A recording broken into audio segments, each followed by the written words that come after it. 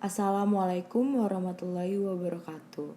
Nama saya Hana Riani Supriyadi, kelas 12 IPA 4 dari kelompok 6. Saya akan menjelaskan tentang sintesis protein. Sintesis protein memiliki dua tahap, yaitu ada transkripsi dan translasi. Sebelum menjelaskan transkripsi dan translasi, saya akan membahas tentang sintesis protein terlebih dahulu. Agar tubuh kita tetap sehat, kita akan membutuhkan banyak zat. Salah satunya adalah protein. Jadi, tubuh kita harus membuat protein. Proses pembuatan protein disebut juga dengan sintesis protein.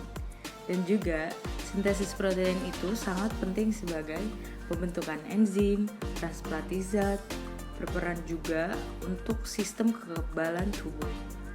Singkatnya, transkripsi adalah proses pembentukan mRNA dari salah satu pita DNA dengan bentuk enzim mRNA polimers dan transkripsi yang terjadi di dalam nukleus.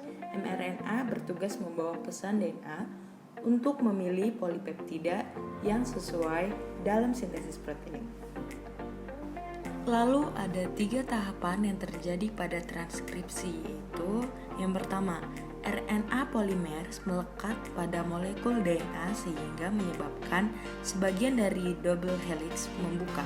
Kedua, terbukanya pita DNA menyebabkan basa-basa pada salah satu pita menjadi bebas, sehingga memberi kesempatan basa-basa pasangannya menyusun mRNA. Misalnya, timin atau huruf T dari DNA akan membentuk adenin atau huruf A pada mRNA. Sitosin atau huruf C dari DNA akan membentuk guanin atau huruf G pada mRNA, dan seterusnya.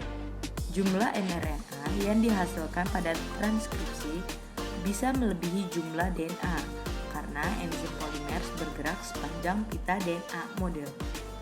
Yang ketiga, mRNA kemudian meninggalkan inti sel atau nukleus menuju sitoplasma dan melekat pada ribosom. Ribosom merupakan granula-granula dalam sitoplasma yang berperan dalam sintesis protein. Deretan ribosom disebut dengan polisom. Oke, selanjutnya saya akan membahas translasi. Apa itu translasi? Translasi adalah sintesis polipeptida dari mRNA untuk membentuk urutan asam amino yang akan membentuk suatu protein. mRNA yang sudah keluar dari inti sel dan telah melalui proses splicing atau penyambungan akan bergabung dan menempel pada ribosom. tRNA berperan dalam mengikat asam amino pada salah satu ujungnya yang membawa asam-asam amino tersebut menuju ribosom untuk disusun menjadi urutan nukleotida yang sesuai cetakan yang ada pada kodon mRNA. Lalu proses subunit ribosom kecil menempel pada mRNA. tRNA inisiator yang memiliki antikodon UAC berpasangan dengan kodon AUG. Lalu proses pada subunit ribosom besar melengkapi ribosom. tRNA inisiator menempati sisi P, sisi A siap menerima tRNA lainnya. Lalu proses pada asam amino tRNA mendekati ribosom dan menempel pada sisi A atau aminoasil transferase.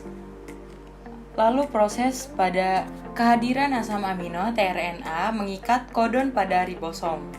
Lalu proses pada ribosom mengkatalisis pembentukan ikatan peptida antara asam amino yang baru dengan ujung karbosil pada penambahan polipeptida pada sisi P atau peptidil sintates.